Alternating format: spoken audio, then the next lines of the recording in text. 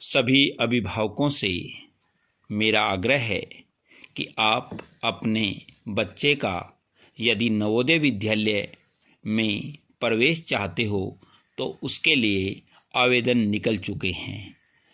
जवाहर नवोदय विद्यालय चयन परीक्षा 2023 के लिए आवेदन निकल चुके हैं।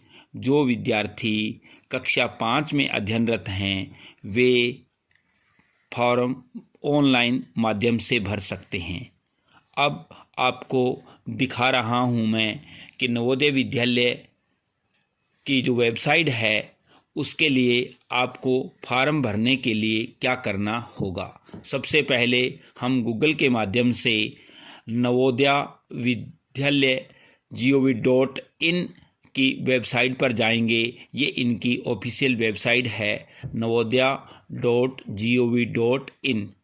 जैसे ही इस पेज को आप ओपन करोगे तो आपको दिखाई देंगे ये इस प्रकार से 3 लाइनें जो लाल रंग में अंकित हैं। सबसे पहले कि आप एडमिशन नोटिफिकेशन टू क्लास 6 इन जवाहर नवोदय विद्यालय 2023-24 मतलब एडमिशन के लिए जो नोटिफिकेशन है अगर उसको आप देखना चाहते हो, उसे पढ़ना चाहते हो और वैसे पढ़नी भी चाहिए तो ये नोटिफिकेशन को आप पढ़ सकते हो। अगर आपने प्रोस्पेक्ट्स देखना है तो उसके लिए आप दूसरी लाइन का प्रयोग करेंगे। अंतिम है कि जिसमें बच्चा ऑनलाइन माध्यम से एप्लीकेशन फिलअप करेगा। तो सबसे पहले मैं आपको दिखाता हूँ एडमिशन नोटिफिकेशन।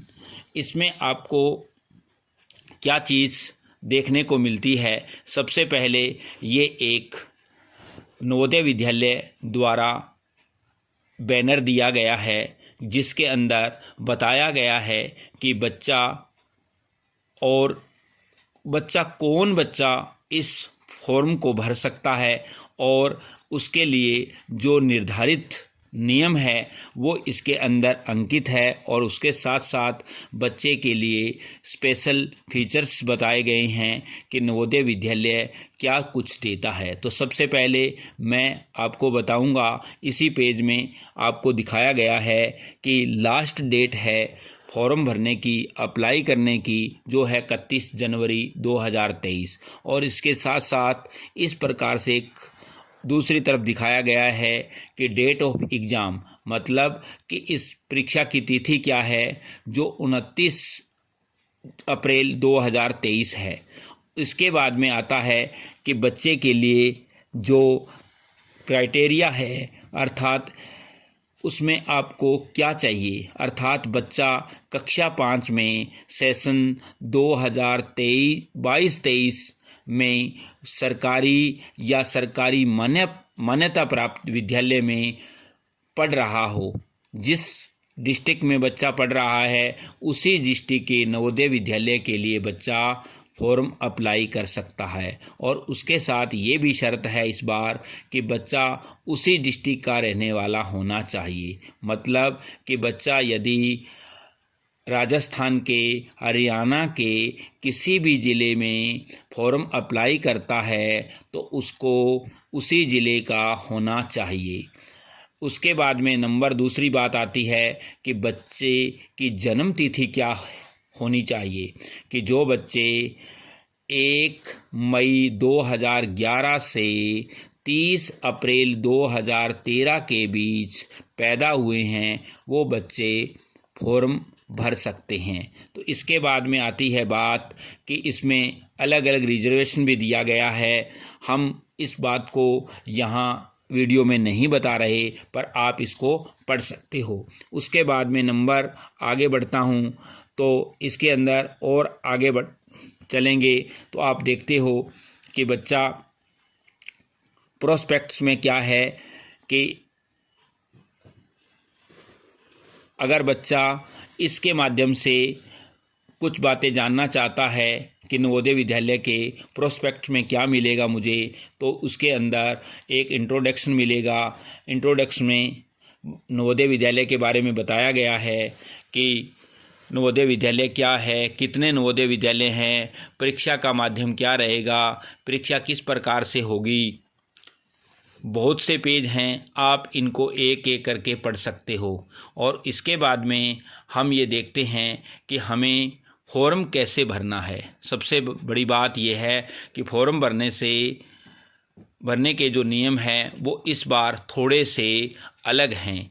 तो जैसे ही ये आप अंतिम जो क्लिक करोगे रेड लाइन को, तो उसके अंदर आता है कि हमें फॉर्म कैसे भरना है, ऑनलाइन आवेदन कैसे करना है। तो इसमें आता है कैंडिडेट कॉर्नर, अर्थात बच्चे के लिए अलग से कॉर्नर बना है। तो उसके अंदर सबसे पहली लाइन है click here for class 6 registration, मतलब कि हमें किस प्रकार से रजिस्ट्रेशन करना है। तो अभी आप देख रहे हो सामने रजिस्ट्रेशन को जैसे ही आप क्लिक करते हो तो उसके बाद में जो बीच वाला कॉलम दिखाई दे रहा है उसके अंदर हमने सबसे पहली जो लाइन है यहाँ दिखाई दे रहा है कि the candidate has already passed study class 5, अर्थात सेशन 22-23 में जो बच्चा होना चाहिए, तो क्या उसने दोबारा से तो नहीं 5वीं पढ़ रहा।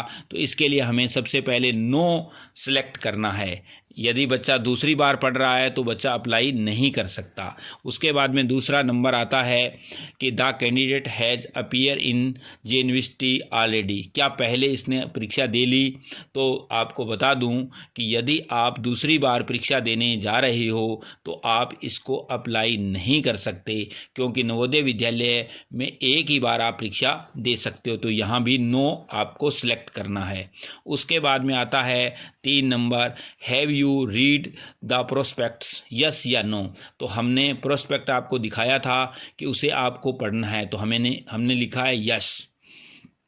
उसके बाद में है 4 नंबर में where your district of residence and class 5th study is same, yes या नो। कहने का मतलब है कि क्या आप जिस डिस्ट्रिक्ट में पढ़ रहे हो क्या उसी डिस्ट्रिक्ट के रहने वाले हो। तो मैंने आपको पहले भी बता दिया कि आपकी डिस्ट्रिक्ट सेम होनी चाहिए, तो आप इसमें लिखोगे यस।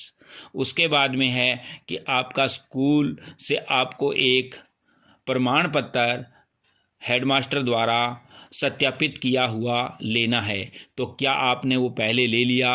अगर बहुत से स्कूलों के माध्यम से आपने प्राप्त कर लिया होगा, नहीं तो आप इसमें सबसे पहले डाउनलोड भी कर लोगे और उसको भरवा कर लाओगे। तो इसके बाद इस पर मैं आगे भी चर्चा करूंगा।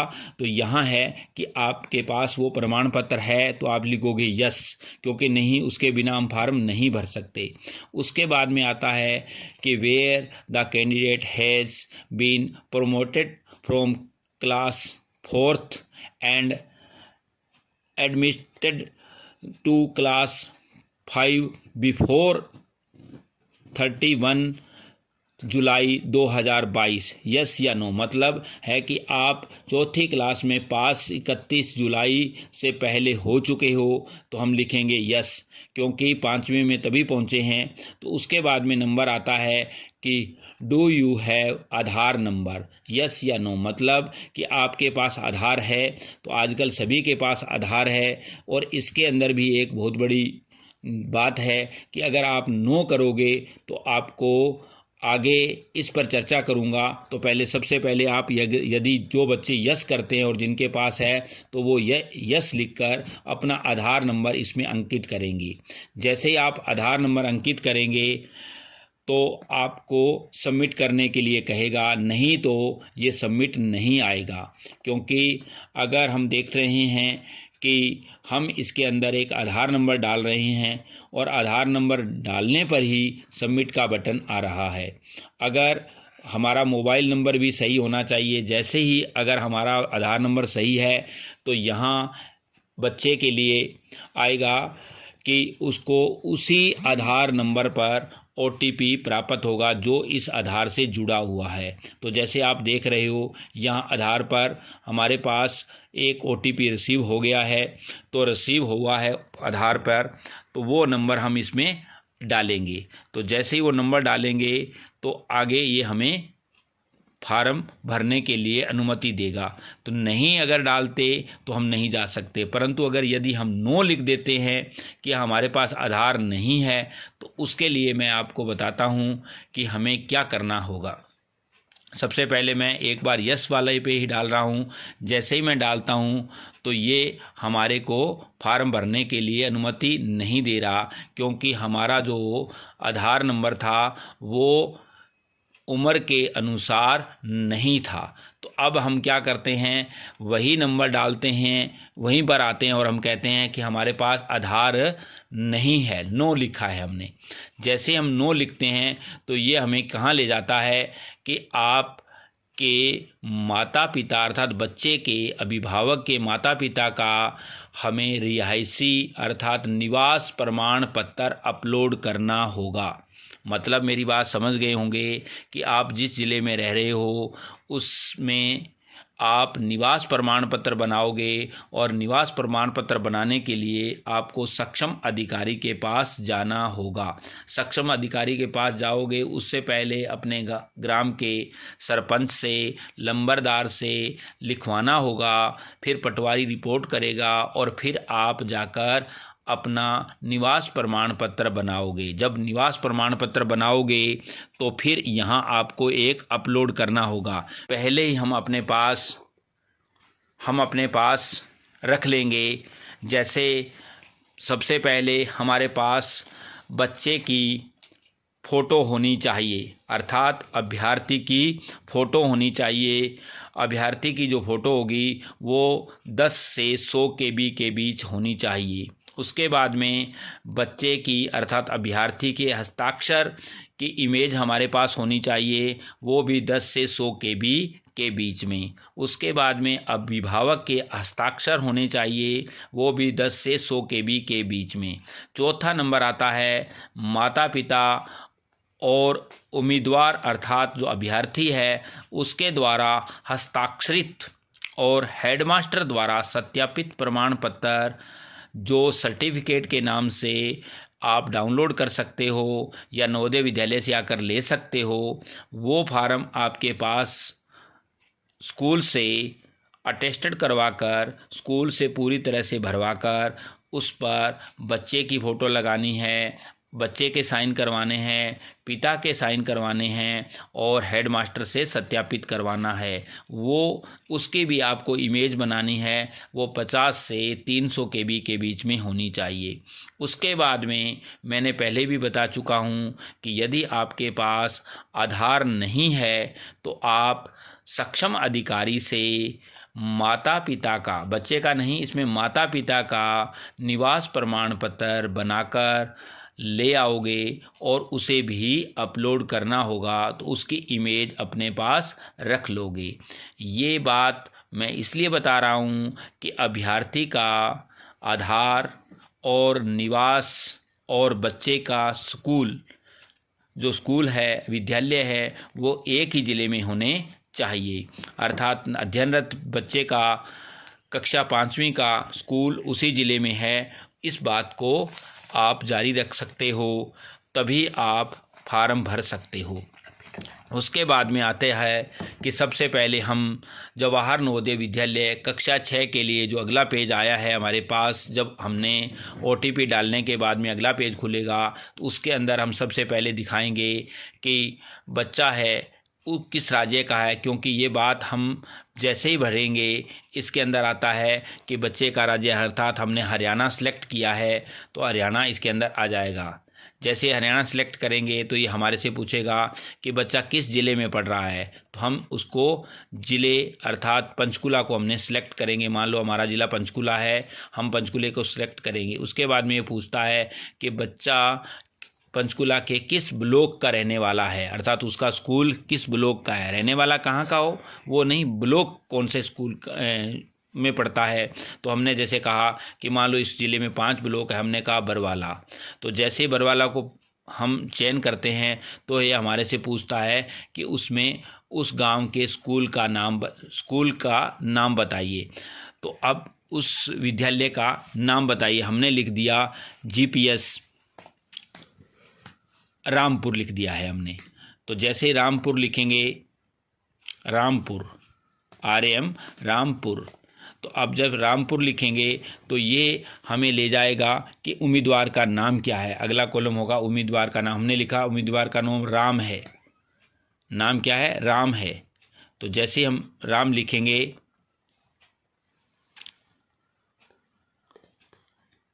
हाँ, ये बच्चे का नाम जो सर्टिफिकेट में जो नाम होगा वही नाम लेना चाहेगा। तो अगर अर्थात हमने कहा राम है तो ये राम उसमें हम भर देंगे।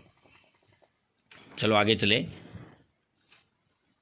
इसके अंदर हमारे से मोबाइल नंबर मांग रहा है, हम मोबाइल नंबर भर देंगे।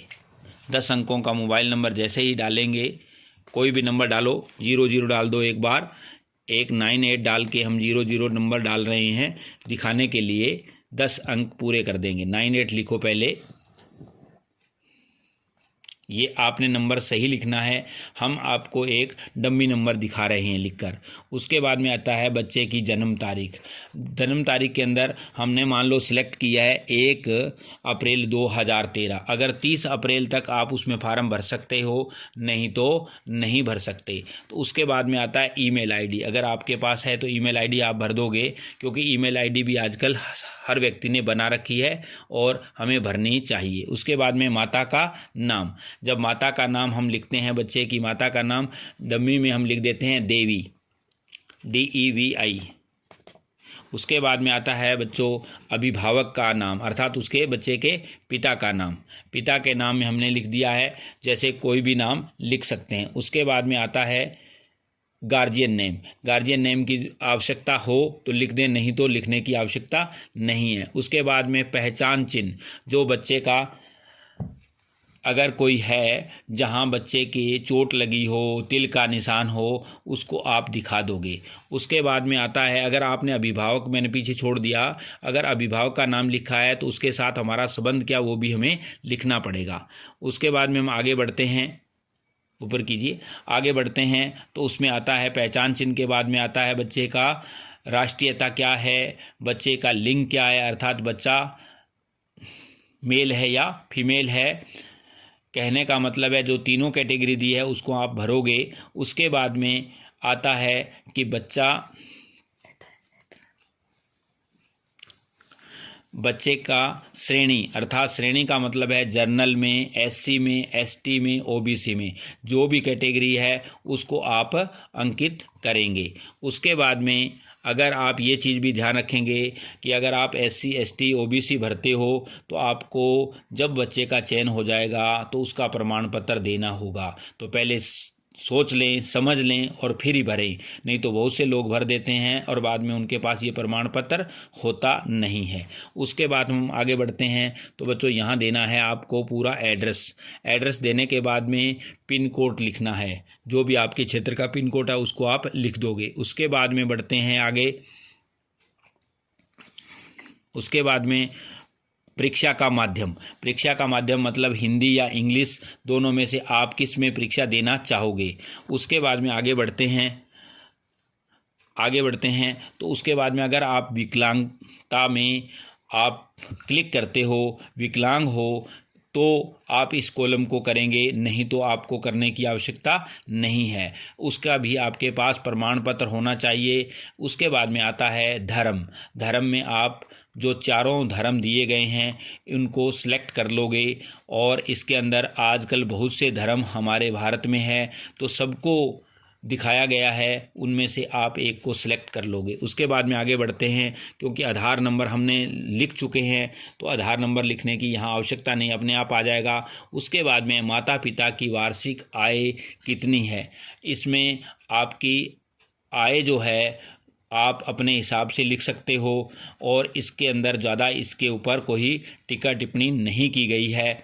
उसके बाद में आता है कि बच्चे का स्कूल, जहां तीसरी, चौथी और 5वीं कक्षा में बच्चा पढ़ा हो, तो इसमें भी आपके पास ये आता है कि आप सबसे बड़ी बात यहाँ पहले दिखाओगे कि बच्चा हरियाणा राज्य में आपने सिलेक्ट किया है तीसरी क्लास में, फिर उसका डिस्ट्रिक्ट क्या है, फिर उसका ब्लॉक क्या है, फिर गांव का नाम कौन सा है, फिर उसका स्कूल कौन सा है और क्या स्कूल रिकॉग्नाइज है या नहीं है, अर्थात मान्यता प्राप्त है या नहीं, तो इसमें भी आप भरोगे।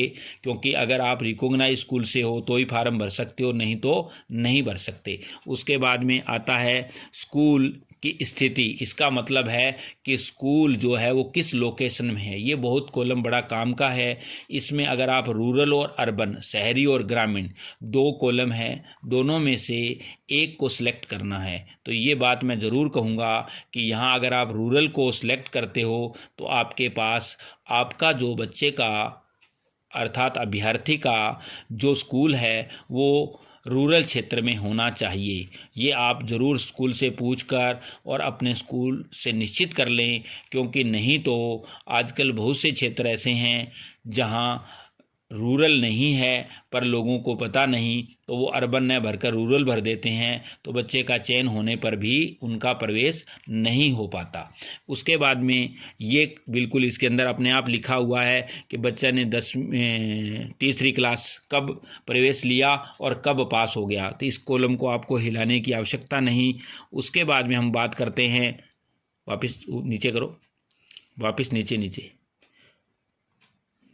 ऊपर कीजिए, हाँ। अब चौथी क्लास ऐसे ही भरोगे और उसके बाद में आता है तीसरी क्लास, फिर चौथी क्लास और फिर 5वीं क्लास।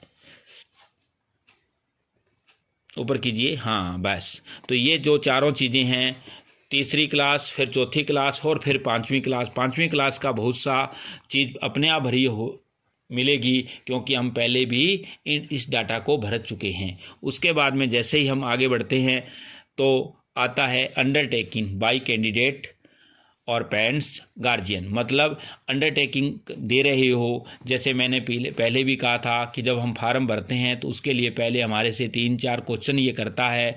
तो 3-4 क्वेश्चन की ही अंडरटेकिंग है कि क्या हमने 5वीं क्लास दोबारा तो नहीं कर रहे, तो हमने नो लिखा था। क्या हमने इस पेपर को पहले तो नहीं दिया है, तो हमने नो लिखा था, क्योंकि अगर हम दोबारा देते हैं तो इसके लिए हमें नवोदय विद्यालय अनुमति नहीं देता और ऐसा फ्रॉड कार्य करना भी नहीं चाहिए।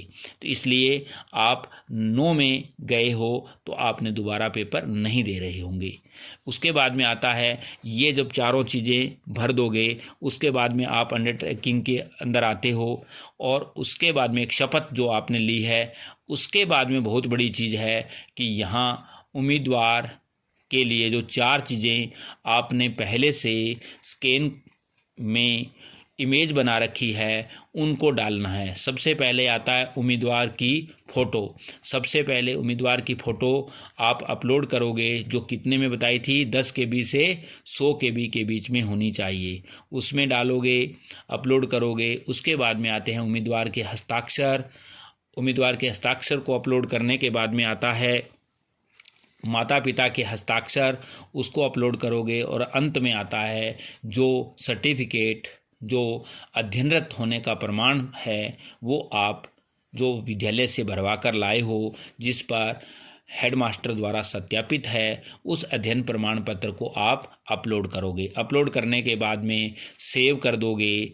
और अगर आप प्रीव्यू देखना चाहते हो तो आप पूरा फार्म भरा हुआ देख सकते हो। और उसके बाद में आप क्लिक करोगे तो फार्म अगले पेज पर चला जाएगा और उसके बाद में ये फार्म हम सबमिट कर देंगे। सबमिट करेंगे तो इसका एक प्रिंट आउट भी हम ले लेंगे। इस प्रकार से हम नवोदय विद्यालय का कक्षा 6 में प्रवेश के लिए एक फार्म भर सकते हैं। तो मेरा आप सभी से आग्रह है कि जो विद्यार्थी इस फार्म को भरना चाहते हैं वो समय रहते फार्म पूरा करें, फार्म भरवा लें और सही जानकारी देते हुए फार्म को तुरंत 31 जनवरी से पहले फार्म को सबमिट कर दें। परीक्षा की तिथि एक बार फिर बताऊंगा, 29 अप्रैल 2023 है। सभी इस बातों का पालन करते हुए नवोदय विद्यालय में अपने बच्चों को प्रवेश के लिए फार्म भरवाएं, क्योंकि एक ऐसी संस्था है जो सर्वश्रेष्ठ संस्था है उसमें आपका बच्चा कक्षा 6 से 12 तक के लिए पढ़ सकता है।